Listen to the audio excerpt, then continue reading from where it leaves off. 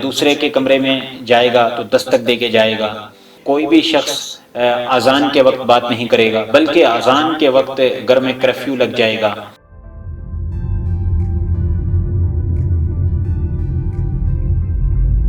بسم اللہ الرحمن الرحیم۔ بچوں کی تربیت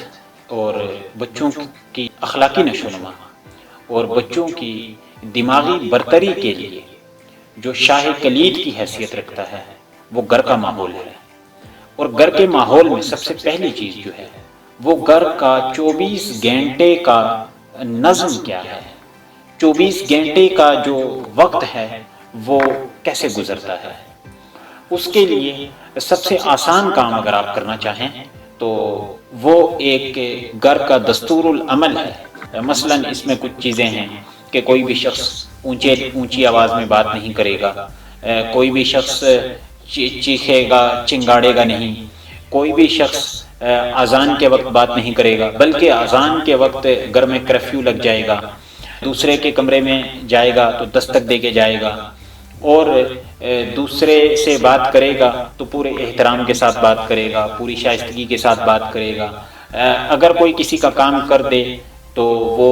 اس کو شکریہ کہے گا، تھینک یو کہے گا، جزاک اللہ کہے گا۔ اسی طرح اگر کسی سے آپ نے کوئی بات کرنی ہے تو وہ پہلے اس سے اجازت طلب کر لیں۔ اسی طرح کھانا کھاتے وقت سارے لوگ ایک ساتھ کھانا کھائیں گے۔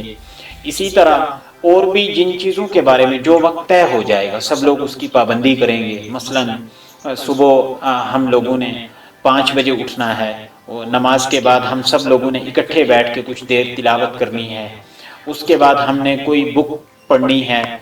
بک ریڈنگ ہوگی۔ اسی طرح اور جتنی بھی ایکٹیویٹیز ہوں گی وہ سب طے ہوں گھر میں۔ جب یہ چیزیں طے ہوتی ہیں اور پھر آپ پابندی کے ساتھ ان کے اوپر عمل پیرا ہوتے ہیں تو آپ کے بچے پھر کسی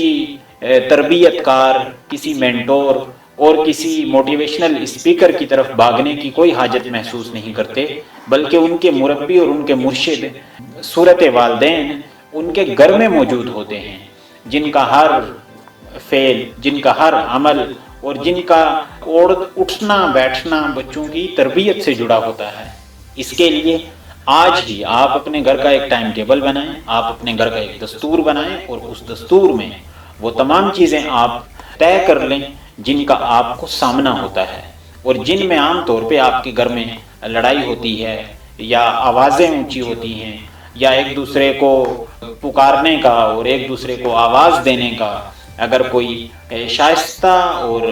مہذب الفاظ طے نہیں ہیں تو وہ آپ طے کر لیں۔ بلکہ ہماری نفسیات کی جو جدید کتب ہیں ان میں یہاں تک لکھا ہوا ہے